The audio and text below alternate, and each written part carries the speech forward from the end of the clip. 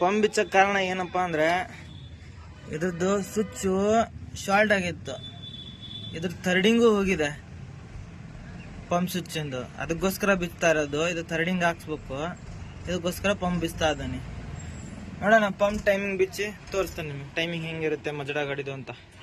Guys pump ತೆಗ್ದಿದ್ದೇನೆ, timing check ಮಾಡಿ ಕರೆಕ್ಟಾಗಿ.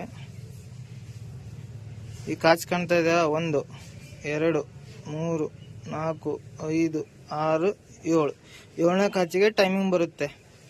ಕೆಳಗೆ ಫ್ಲೈಲಲ್ಲಿ DC ಅಂತ ಇಡಬೇಕು, 00 ಟೈಮಿಂಗ್ ಮ್ಯಾಚ್ ಆಗುತ್ತೆ.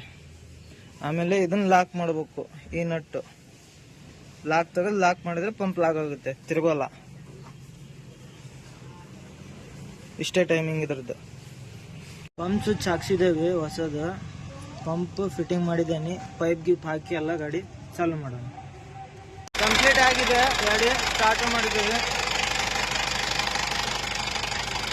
ನಮ್ಮ ಚಾನಲ್ಗೆ ಲೈಕ್ ಆ್ಯಂಡ್ ಸಬ್ಸ್ಕ್ರೈಬ್ ಮಾಡಿ.